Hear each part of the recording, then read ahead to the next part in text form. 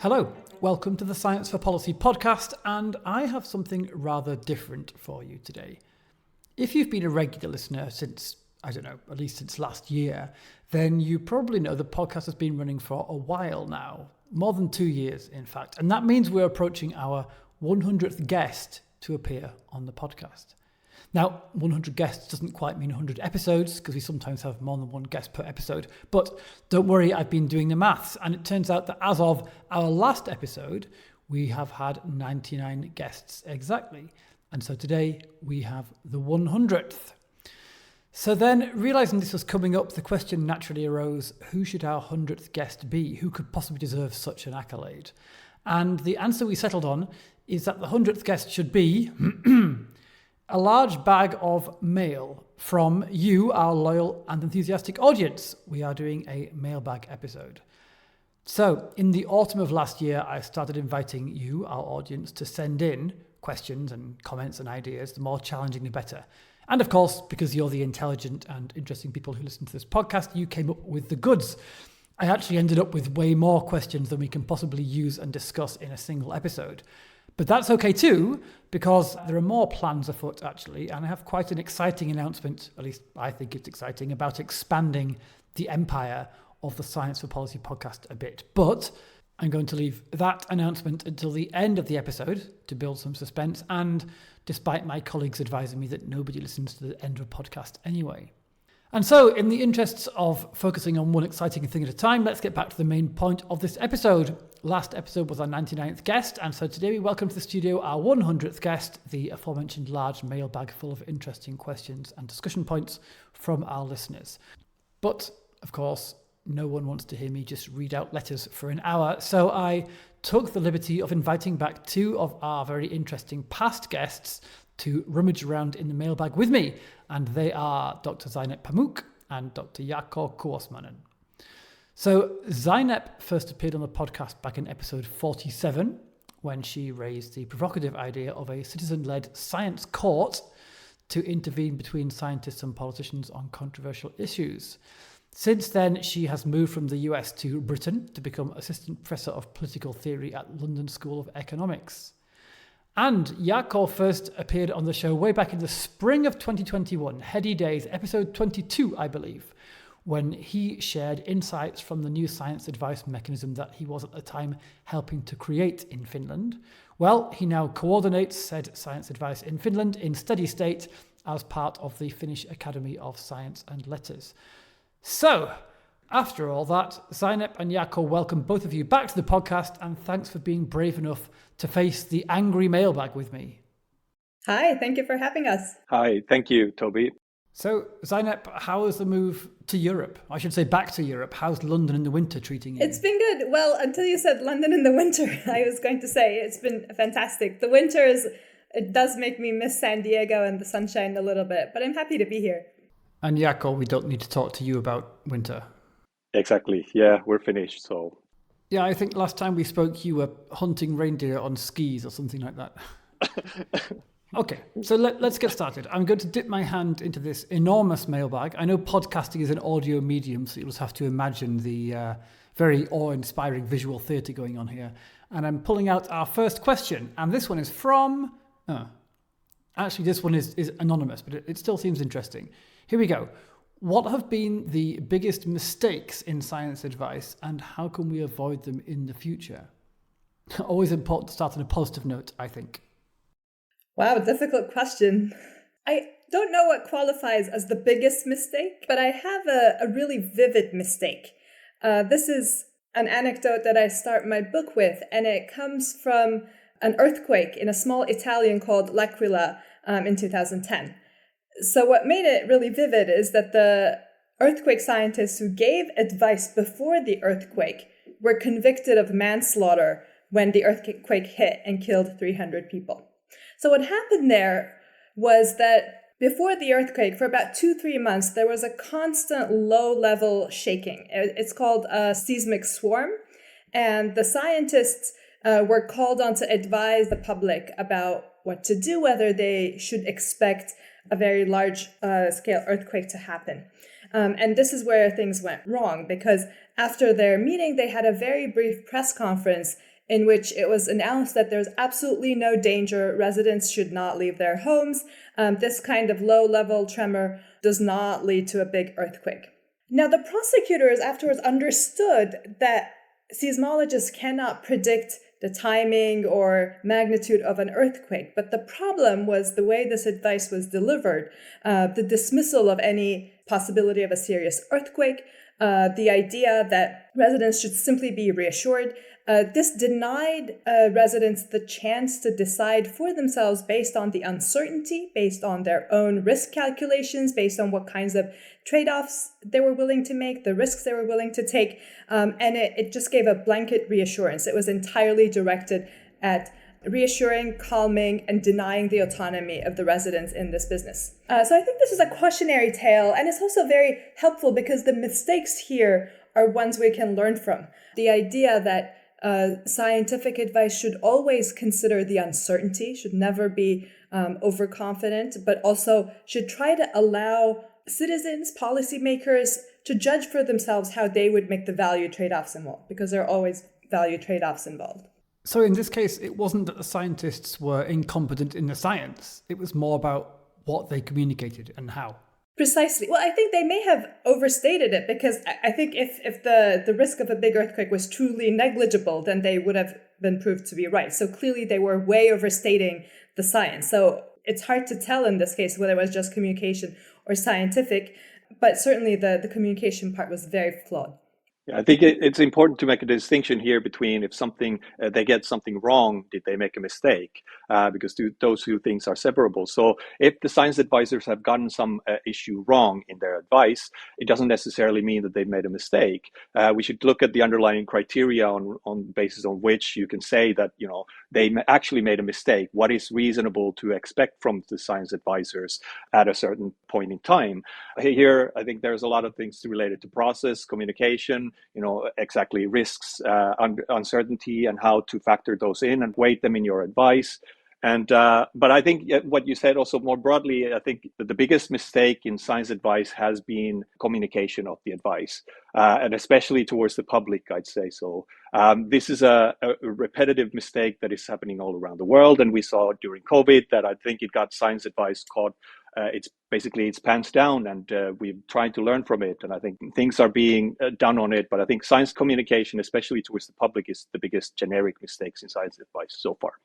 Yeah, but I think, well, the question you just asked, Jaakko, what is reasonable to expect? That strikes me as the key question here. I mean, nobody expects scientists to answer with 100% certainty. So in the case of uncertainty, I mean, suppose the probability of these low-level quakes leading to a big, dangerous quake is 1 in 100 or even 1 in a million, right? Negligible is not zero. It still means, by definition, that sometimes they'll be wrong.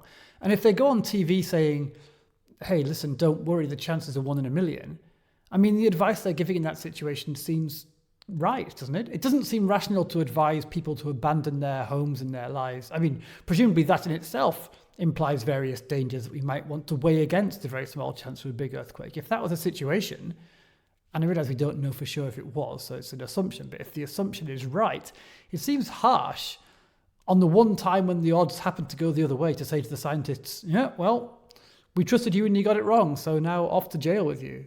So, I mean, let me draw an analogy to intelligence communities. So if there's a terrorist attack that happens, it doesn't necessarily mean that the intelligence has failed, because it is that what could be reasonably accepted, what are the resources that the intelligence community has they used them resource smartly, has they been reasonable in their assumptions, have they communicated them well? So I think it's the same applies to science advice. I mean as well, it's not even the case that if there is somewhere the best available evidence, that they could be assumed that they should have been the advice should have been drawn based on that, because we have evidence all around the world, and in practical terms, they necessarily don't have access to that best available evidence. So what could be reasonably expected from them? Again, I know the reasonability is a loaded word in itself, but it needs to be deconstructed to a more kind of systematic analysis about accountability and transparency and so forth. But yeah, I would also add that the don't worry part well, you're assuming something about what that person's interests are, what the stakes are. Well, in the earthquake case, I guess it's very clear that they just want to remain alive,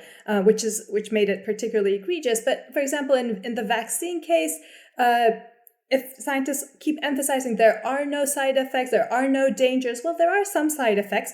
Maybe they're trivial for most people, but for some people, they're going to be very severe. So communicating these in a way that doesn't issue these blanket generalizations about what is worrisome for all people, but rather focusing on the possibilities, on the uncertainties, and then saying, well, you decide for yourself. Really, for most residents, this will be the right thing to do, but we cannot rule out this, this, and this. I think that's very different than saying, don't worry, chances are 1 in a million, stay where you are. Yeah, I think if I may still follow up on that, I think, Zainab, you're correct exactly in the idea that, if you're communicating something and you're saying there's a risk X if you do Y, basically, that's a very different thing to say that you ought to do Y, basically. And then because there are underlying value assumptions and weightings related to those things, and those two are two separable situations, I'd say. Exactly right.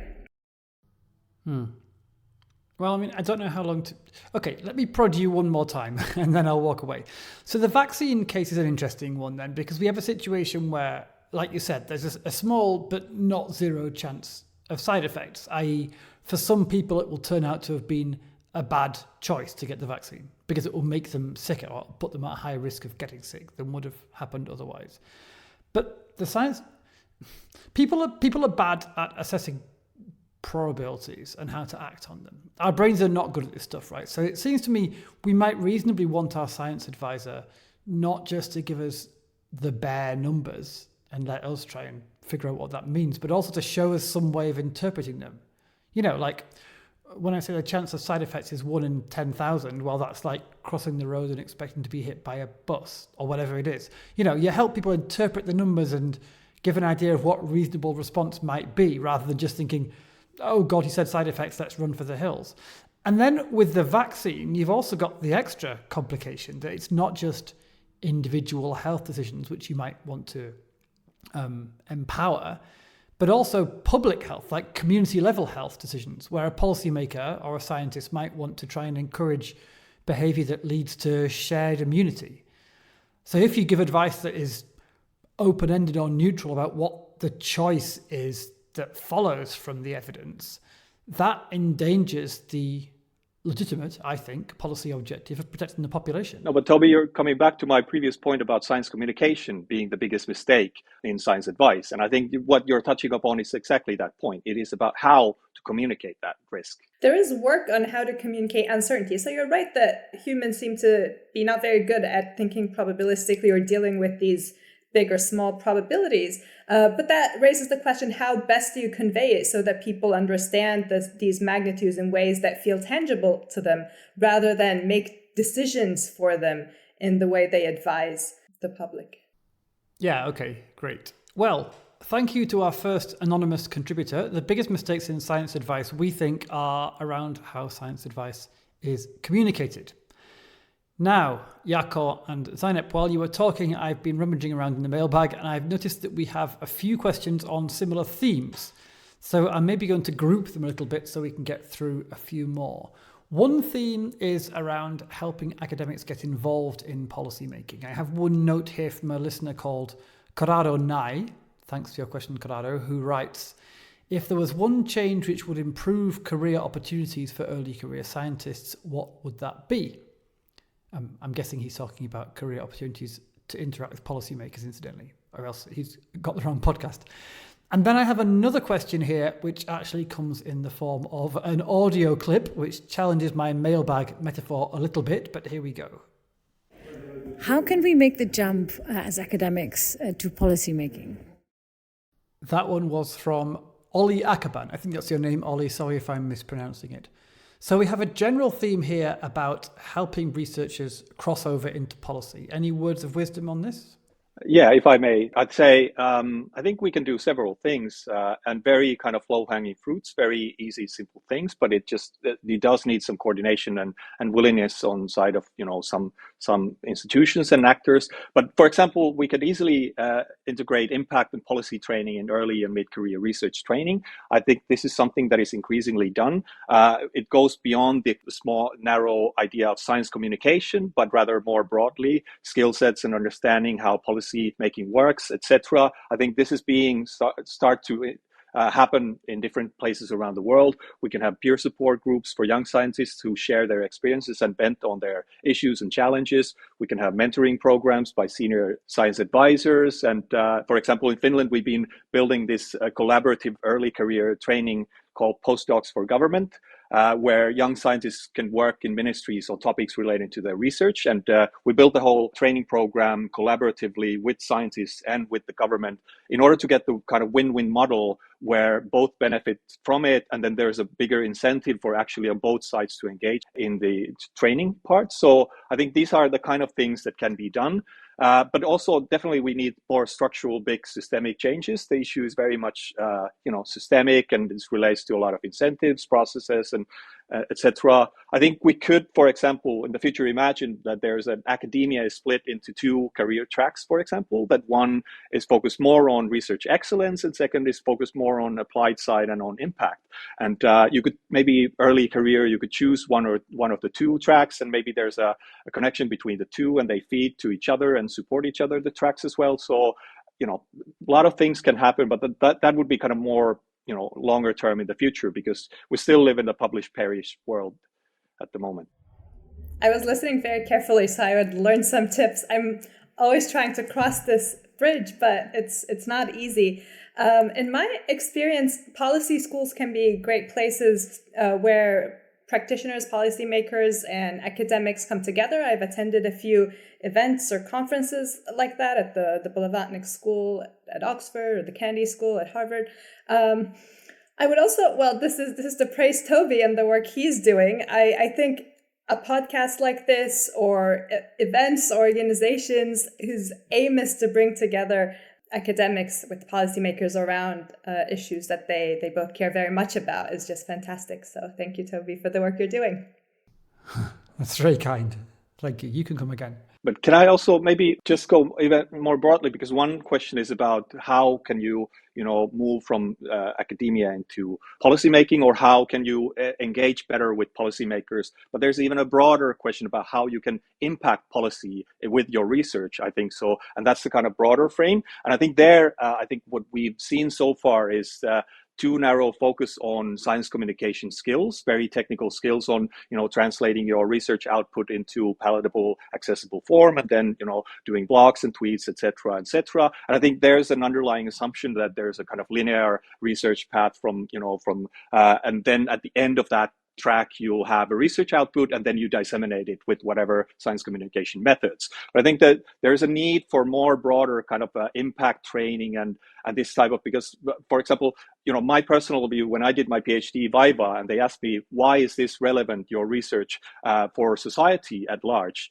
And that was and they thought it's going to be a weak defense because I couldn't answer that question. I never thought about the context of where I was working. I always thought about what is the content of my work and never contextualize it to broader society. And I think there's a training needed that, to raise your horizons for young researchers, that there are several impact tracks. There are several indirect ways you can have an impact in pub or in weddings. And, sometimes, like, I've spoken with my father, he's 75 years old, and he's now after 60 years, he's turned from using oat milk to coffee. So he's thinking about the environment. He's also the voter. So he still can get to vote. So there's an indirect impact path through my father to elections, through policy making, and so forth. So be kind of conscious and be creative with your impact path as well, I'd say. Yeah, and start at earlier stages maybe. I mean, the dissertation defense, yes, you might get asked at that point, but you should really be starting to think about this when you're selecting your topic, picking your evidence, deciding on cases,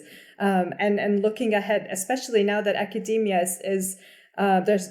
the job market is so difficult. I think knowing these options would be tremendously helpful for young scholars.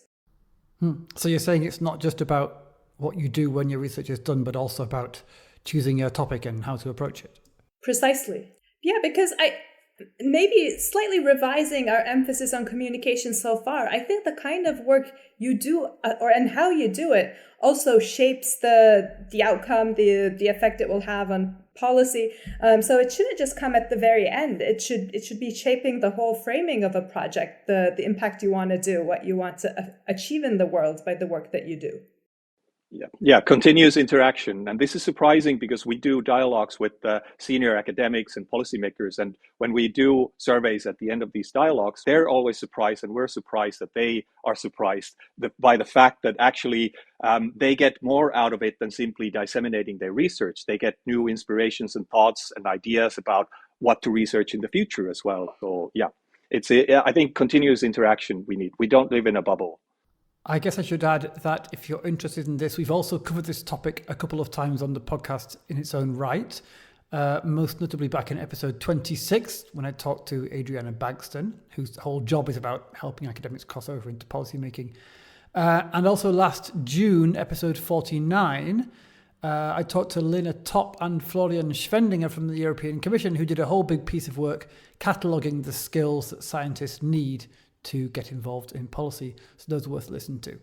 So if I may, just to finish off, because there's one important point that I want to make. So I think also because we need to be conscious of the fact that individual researchers' ability to have big impact on policy is diminishing all the time, because these are systemic big issues, policy issues, and I think the role of the era of kind of super impact scientists is gone basically. So I think it's also important to find the right communities, find the right networks, and connect to those, and have maybe marginal incremental inputs into those communities and networks. You don't change policy by yourself. You connect to communities and networks which change the policy eventually. Okay, very good. So here's our third question, and it's another one of those talking letters, so let me just press play.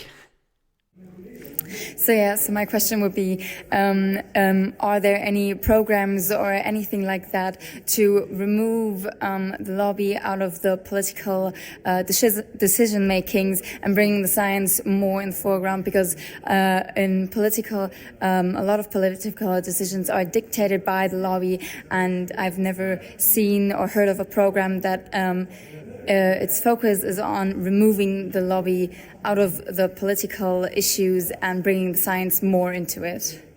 And there we go. That one is from Rea Rechman, who's a student at the Free University of Berlin. Seems like something to get our teeth into there. What do you think about this idea of removing lobbying from the policymaking process?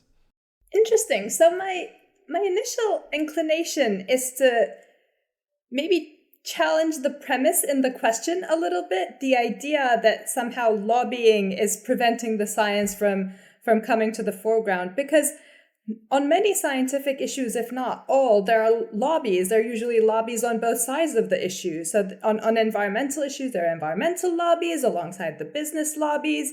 On biotech, there are always lobbies pushing for certain products and regulation. There are others pushing for deregulation. On gene drives, you name it. On scientific and technological issues related to science, there are always lobbies involved. So I wonder if the question may be saying something like, well, wouldn't it be better if policymakers responded less to the lobbies on scientific issues and more to the interests and preferences of their constituents? Now, that's something I would get behind 100%, because lobbying can distort policy. It can lead to capture. It can lead to the privileging of various sectional interests rather than the general interest. But I don't see this as a matter of science versus something. I think science is always in the lobbying part as well. Okay. So I was just about to ask, so where in that rephrased question that you asked about paying less attention to the lobby and more attention to democratic input, where does science fit? And I think you're answering that science fits in the lobbying part. I think science and scientists sit on both sides. I think there are scientists who are not involved with the lobbies, and then there are very strong scientific lobbies. So I think on both sides of the issue.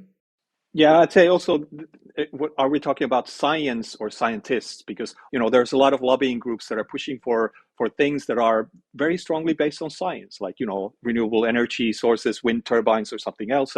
There's a lot of science that goes behind those lobbying positions. So I wouldn't juxtapose them directly as simply saying there's lobbying and then there's the scientific position as such. And I think also, science, as Zainab mentioned as well, it's not always neutral, and scientists can push for, like lobby for science as well. I think even more fundamental level, if we go to David Hume's axiom, know out from is, basically, then the two appear to be at very different levels. And science provides the state of play, that what's happening, and then there's people who want to, and lobbying actors who want some policy to realize. So they're different level things. Yeah. Okay. You're not convinced. Well, I mean, I have to say something, since my usual job of asking questions has been usurped in this episode. So I will say this. I wonder if there seems to be a bit of a clash of cultures here between the old-fashioned idea of neutral evidence, which I think perhaps is what Rhea had in mind in her question, and this attempt to acknowledge that science is also value-laden and so on. And I think that second perspective has a lot to recommend it, but I also feel uncomfortable about throwing the baby out with the bathwater and saying that they're both essentially lobbying. I mean, okay, if you want to say that science is lobbying too, fine, like semantically fine, but then it seems to me you have two different kinds of lobbying. One kind that's informed by a particular process of honestly seeking objective evidence, even if it never completely achieves objectivity. That's science. And then the kind that's motivated by financial interests or self-interest or whatever. Again, not to say that commercial or industrial lobbying or special interest groups are irredeemably bad or should be removed from the process altogether. And also not to say that scientists never lobby in the second way, but just that science, when it's kind of good science, should perhaps be treated differently from the other kind of lobbying because of its different aims and methods and so on. Yes, I agree with that completely. I think while it's true that science is value-laden and scientific advisors have their own position and perspective, I think there's an important difference between lobby groups who have a clear agenda and they're picking the science that supports that. That's by definition their job, versus a scientific advisory process, which, I won't use the word objectivity or neutrality here, but whose purpose is oriented toward, as you said, seeking the truth, finding the relevant evidence, thinking about what values and interests are at stake in a way that, if not is disinterested per se, but at least aligns more directly with some broader interests, whether it's party interests or local interests or the politician's position. So scientific advisory processes are different than lobbies, and perhaps politicians should be listening less to lobbies. Well, how to bring that about, then I guess that's the very difficult question, isn't it? Right, because that is the question, right? And because Rhea's question was, are there any programs or methods or attempts to do that, to kind of de-emphasize the lobbying and centralize, as it were, the science? No, I think we're still at the very conceptual level of even trying to disentangle that, okay, there are value positions and we identify those value positions within, some interest groups. And then there are, scientific arguments about some things as well. So we're still very far from operationalizing those in a meaningful way. Yeah, sure, there are science advice mechanisms and others, but still how to get them to politicians to listen then. And yeah, I don't have an answer to that. Oh, but it's not so bad. I mean, don't you think in at least some policy-making environments, if not many, science does have a kind of a cachet, right? An advantage in the eyes of policymakers. I mean, not just from what policymakers say, but we also have evidence, as you were both suggesting a few minutes ago, from how some of the lobbying is done. You have industry and interest groups all pointing to the science and saying, look, this is what our position is based on. And the opposite, you get attempts to discredit your opponent's view by arguing that it's not based on science, or the science has been misinterpreted somehow or corrupted. I wonder if that's part of why it's so hard to disentangle, because if you made a law, or as Rhea suggests, like invented a system to, as it were, remove everything except the science, you wouldn't actually achieve very much anyway. So one of the things that the move towards more participatory bodies and experiments is trying to do on issues of science and technology in politics is to remove the intermediaries, the interest groups and lobbies that are both doing the science and communicating it to policymakers, but bringing in expert scientists directly with citizen groups local groups, and examining the science. So I have a particular proposal that is a bit more adversarial than the deliberative democracy mechanisms where scientists are examined in a public venue of this sort. But the deliberative ones as well are meant to bring out the values of a randomly selected citizen group or a group of local residents and convey that directly to policymakers so that policymakers are not getting both their science and their values from these lobby groups. So I would see the role and innovation of these deliberative experiments of participatory democracy as being at least an attempt in ideal, maybe not quite in practice yet, as trying to find a solution to this problem. Yeah, I think as with all the questions so far, we could talk about this for a lot longer.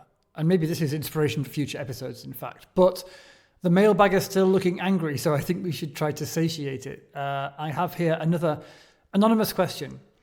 Why do some policies with a scientific component suddenly get more political prominence than others?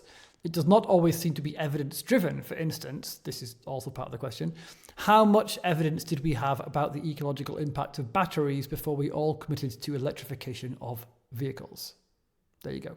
Well, let's start with just simply how politics and policymaking works. I mean, we know clearly that politics is driven by emotions, sometimes populism, and small interest groups. And yeah, sure, science can be cynically exploited also by these groups as justificatory tool in terms of pushing for their own interests. So it's in some ways it's not a surprise that there is not a methodical approach into uncertainty and science and building policy in that sense. Policymaking is very messy to begin with, and sometimes policy paths are locked with still many question marks, and they kind of pass the buck into the future and then decide we'll sort these things out later. The engineer will sort it out, basically.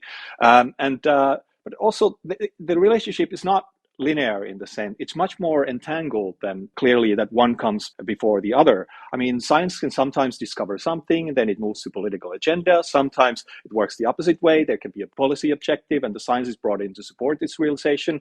I think an example of the former is climate change. Scientists made humanity realize that there's such a thing as human-caused climate change.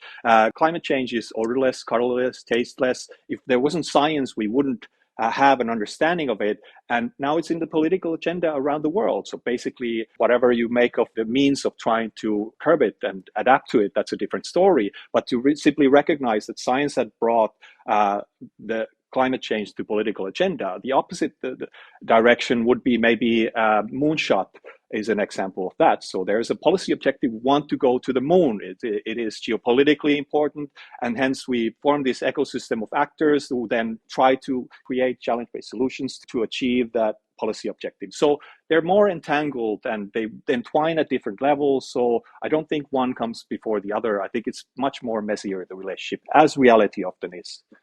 Yeah, I agree with that completely. And one thing I would add is that funding decisions, how funding is allocated, how budgetary decisions are made is probably crucial in determining this. That's not to say that the science and the politics is not entangled at that stage. So of course, funding decisions can be more scientifically driven. There are some, bodies of scientific excellence that will make these decisions based purely on what is cutting edge science. But then there are also political allocations. A lot of science is publicly funded. So policymakers will be making a decision about, whether we go to the moon, whether we pursue, superconductors, whatever. So the decision is made at a political level. So I would say that funding really shapes what can become politicized and where interests and stakes will grow around an issue. So maybe you would call it like the instrument through which this politicization happens, and that's why it's a contested area, and I think it should be more prominent in our discussions about the relationship between science policy and politics generally. I think there's a difference, isn't there, between science driving the kinds of questions we should ask and science driving the solutions. And maybe that underpins a bit of what's in the question here. So we understand that climate change is an issue. Yes, sure. Thank you, scientists. Okay, that's now in our policy agenda. So what do we do about it? And the questioner kind of suggests, if I'm interpreting it right, that this idea of all getting behind batteries, this grand mission to make a European battery union, whatever it's called, seems to have come not so much from the science side as an evidence-based thing, but more from the policy side as a kind of political imperative, with better or worse levels of scientific literacy. And then science is supposed to inherit that and scratch its head and figure it out. Is that process legitimate?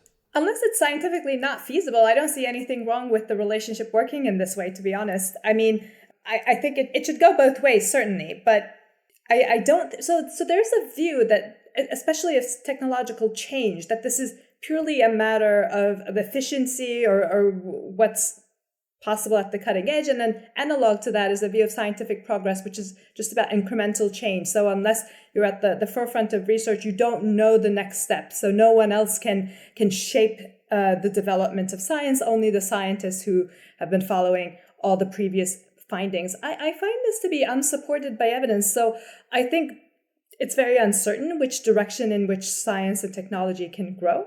So political interests can be just as good an input. They can't determine it, of course, and there are certain things that are just going to turn out to be impossible. You put a lot of money behind something. I think maybe cancer research was seen like this, and then not much happens despite millions and millions of funding. But it can happen, and there can be progress. So I think just the uncertainty of this leaves open all the options as possible. Yeah, I'd say I agree with that, with Zainab. I think, if we look at things like a very large scale mission level objectives, and then it leaves a lot of things underlying that are still kind of, try to find out some way to it. It doesn't necessarily mean that, do solution X clearly, but it's more like, let's try to solve this somehow, the issue. And it can leave a lot of explorative space for scientists as well. So I don't see any issue in that in principle terms. Mm-hmm. This episode is starting to run long, but I think it's good stuff. And I have a couple more questions I would like to get to. So here's another voice note. So the question is, how strategic or tactical is the job of a science advisor, and what are the tactical or strategical aspects of it?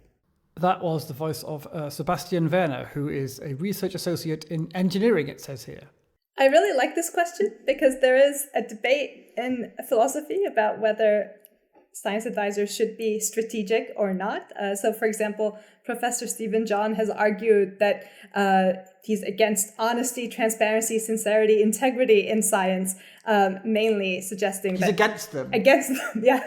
Well, he doesn't mean against their practice within science, but he means for advisors, he wants them to be strategic. So it's a very provocative article. I would highly recommend everyone to read it and engage with its ideas. Now, strategic can mean two different things. One is that they are being strategic so as to make sure policymakers and the public form the right beliefs. The other is that they can be strategic to get across their own policy positions, to push for their preferences in policy. I think the first one is probably more interesting. I don't know, while certain science advisors will push for their preferred policies, I think that's maybe less desirable or more obviously so. But the first one, whether they should really try to make sure people have the right beliefs about things and be as strategic and tactical and even manipulative along the way, that's an interesting question. Maybe boringly, I'm against this. I think that's not boring. View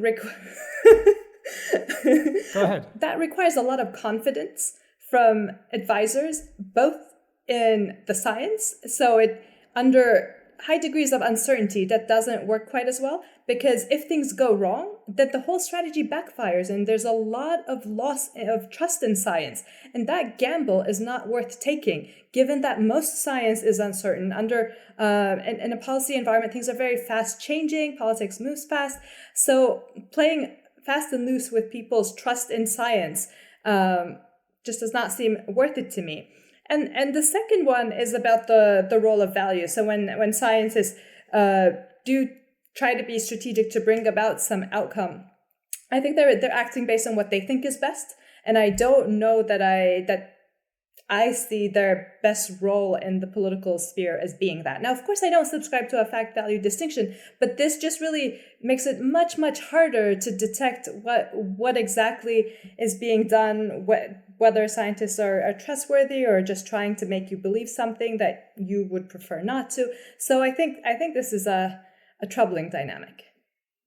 I think that, Zainab, you're making an important point, but but I'd say also that the whole debate would benefit from a much larger lens, and maybe that would kind of take it to a different direction. Because I think, I'm referring here partly to a previous episode that you made with Sir Jeff Mulgan.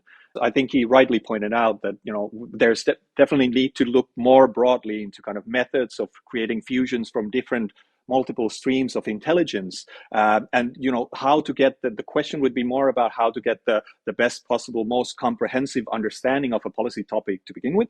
And so that means multiple streams of intelligence, and then scientific advisors in their traditional form are just one multiple streams. And so maybe then we should look more broadly of different roles, instead of just simply looking at the limited relationship between the policymaker and the scientific advisor in the whole equation. So if we expand that and explode that narrow limited frame, maybe then we get better, or at least different answers to the question. All right, I have one more question for you both, and this one is kind of entertainingly open-ended.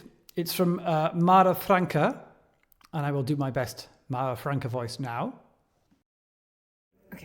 Okay. What are ways for science to guide policy, and what are their caveats and advantages? No, it's uncanny. It's like he's here in the room with us. I mean, in a way, the answer to this question is, well, I know a good podcast you can listen to, but also, to be fair to Mara, it is actually very much a live question. And since it's the last question of the day, if I can pull host's privilege for a minute to kind of frame it a bit, one thing I'd say is that really the kind of obvious way in which science guides policy is that policymakers ask questions about science and scientists answer them. And we can nuance that in all kinds of ways, but I still feel like at the root of it, that's the model that most people have in mind when they think about science advice. And I know it's the model that, for instance, the scientific advice mechanism that I work for is built on. For all our complexity, it's basically just this: a politician asks a question and some scientists answer it or try to answer it. So is that a good way to understand scientific advice, do you think? And Jaakko, you recently designed a science advice mechanism. What do you think of the question and answer model? Yeah, so in our process, we started from the basic, very simple, narrow question and answer logic. And I think there is a lot of value to it to begin with in many ways. Don't get me wrong, but at the same time, when we did background interviews with 300 civil servants, politicians, academics, and so forth, we found also that there's a need for much more, especially in relation to complex systemic policy topics, which have a lot of interconnections. And then basically, in principle terms, there's infinite amount of evidence that is connected to it in some ways, if you will. So how to find the right questions? Sure, there are scoping and there are ways of trying to have a dialogue about the questions themselves and then try to answer those questions. That has value as well. But I think still we should go further and we should challenge that, or at least ask the question, because when we found out that there's a need for something more, what exactly it is the question. I think it's something complementary to the question and answer logic-based model of science advice. I think there's things bubbling under at the moment in different places. I can see that people are experiencing that we need something more. They're trying to conceptualize it and they're trying to find new practices for it. So let me just give a very short example. Like we've done this in Finland as well. When we were trying to build this new kind of science advice mechanism, we stumbled upon things like red teaming, which is basically an adversarial model of testing the tenacity of hypotheses or products or claims. So basically you turn things around from question and answer logic to simply showing that we have a proposal, a solution, and then bringing in the other side to actually test it in different ways. I think that turns around the frame a bit different from the very narrow question and answer logic. So we found, but this obviously requires, for example, a lot of trust. What we've done is we've done it in very limited settings, but we have policymakers actually coming on the table with early drafts, hypotheses, and proposals, and they let the scientists roam free and basically tear it apart, deconstruct it in a friendly adversarial sense. And then they try to co-design pathways forward together and try to see how we can make this better. Obviously, the policymakers are still the ones who make the final decisions. That's the model. But I think we need to go beyond the whole kind of, in science policy interface and looking just simply technically trying to find new ways of synthesizing evidence and translating and curating it and pushing it to the policy side. We need to break apart both sides of the interface and then rethink it conceptually and in practical terms as well. Haha. I definitely want to hear Zeynep's feedback on the red team idea, as someone who's thought a lot about adversarial models of science advice. Yeah, Toby, you guessed correctly. I was very excited to hear about this red teaming exercise because it seems to have a very similar logic to my proposal for an adversarial science court. I think that's a really productive way to explore issues, to find out the promise and weakness of different proposals, different approaches, different scientific views. My only addition to that would be to bring the public in more, so make all of this process more participatory from the beginning, from determining the direction of science funding, allocation decisions, to involving the public at the stage of decisions about which policies or which approaches they prefer, whether adaptation or mitigation, or do they want lockdowns or more targeted measures. So these seem like crucial decisions that have an important democratic or value component. I mean, all scientific issues are like that. So I would just say, try to think more inclusively about all of this. And I think that would also be great for uptake and trust. But yeah, these are great to hear. I really like these innovations, Jaakko. Thank you. I'd say, just to add to that, yeah, definitely this is something that we've looked into, and that's a direction that we should and hopefully will be taking it. Very practical terms, there are some issues that still need to be solved because, for example, very basic thing is the more public and open you make and more multi-stakeholder dialogue you engage, the more easier it becomes a spectacle instead of an honest dialogue about, trying to simply explore and also find faults within ourselves. But then it becomes more defensive, more strategic, pushing for and, bogging down to a certain positions. So I don't know how to solve that, but prima facie, there is a certain tension to it, but I don't say that it's unsolvable as such, but it just requires some brilliant brains, hopefully, to help us with that. We recently ran a seminar for early career researchers on science advice. I mean, they weren't people who worked on science advice. They did all kinds of things, but they were just interested, I guess. And as part of that, we asked some questions to see how the room divided and provoke some debate. And one of those questions, which I think was proposed by my colleague Agnieszka, was, imagine you're a science advisor and you're asked by a politician to have a private meeting behind closed doors, knowing full well that what you say will never be made public. Do you agree to do it? And I thought it was an interesting question, and I thought it was very interesting that the room split, if I remember rightly, about 50-50 on that one. Yeah, I'm also torn. So maybe that explains why everybody was torn. I mean, on the one hand, I'm all for openness and transparency and involving the public in these things. On the other hand, politics often does have secrecy. There are some arguments for keeping certain things secret. And there's a sense that if one scientist doesn't do it, others will have a conversation with that policymaker. So if Yeah, and I'd say also that it's important to have probably a very limited amount of where close dialogue, confidential close dialogue is warranted as such. But then there's a difference between, transparent but close dialogue, and and then transparent and very broad, open, inclusive dialogue. I think, for example, with our case, we've done it with transparency, but it's been a close dialogue with not so many stakeholders involved. Then we just simply release the transcripts out of it. So, but surely, absolutely, we should also move towards a more inclusive and open dialogues as well, if possible. Well, intentionally or otherwise, those are great final words because it's time to wrap up. Thank you. This has been a lot of fun. I want to say thank you, of course, to Zeynep and Jaakko, not only for gamely going along with this conceit of the mailbag, but also really taking these questions and making some very interesting discussions out of them. Thank you very much. This was a fantastic conversation. Thank you very much to both of you, and many congrats on the 100th guest. Yeah, thanks. I'm pretty chuffed too. And on that note, thank you so much to everyone who sent in questions, not just the however many we were able to cover today. That was just a representative sample. There were lots of great and interesting questions that we just couldn't use because of time, so I'm sorry about that.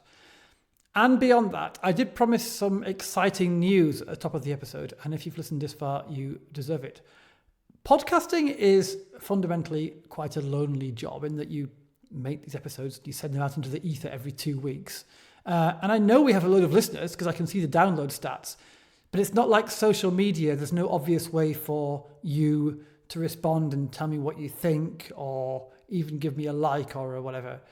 And really, it's been so much fun receiving these questions the last few months and entering into some conversations with listeners for the first time, really, that I thought, I want to be able to do this more. So here is the announcement. And if you skipped all the way just to hear it, then shame on you. The Science for Policy podcast is launching an online community. That sounds very grand. We're basically just making a Slack channel. But we'd love it if some of you dropped in and said hi. The link to the Slack channel, of course, will be in the show notes right here. And you don't have to pay or get permission or anything. You can just show up and say hi. It's brand new and therefore, obviously, so far very empty. But I plan to open a thread after each episode goes live where you can join and continue the discussion of whatever topics are discussed in that episode. You can say if you agree or disagree. You can debate with other visitors. And I also hope some of our podcast guests will show up there to engage in the discussion too and answer your questions and so on. But even if they don't, well, we all have each other, which could also be a pretty great resource if you're one of the 1,000 or so Science for Policy geeks who listen to this podcast regularly. So yes, Slack channel in the show notes. Come and say hi, stay for the cookies. And finally, thank you very much indeed for listening and supporting not just today, but throughout the past 100 guests. And we have no intention of stopping yet. Ciao. Oh, and to the lady who said she doesn't like the theme music, tough, I do. And it's also public domain and I'm a cheapskate. Bye.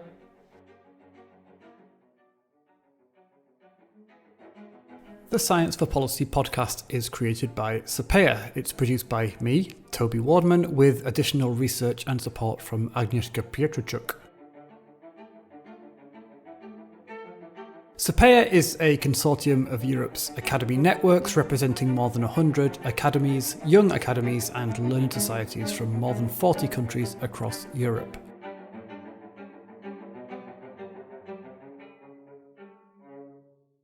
We're part of the European Commission's scientific advice mechanism, and as such we're funded by the European Union. Having said that, the opinions you hear on this podcast are those of the guests, and sometimes mine, but certainly not the views of the European Commission. This music is composed by Carlo Alfredo Piatti and performed by Elizaveta Sushchenko, and this last bit is particularly good.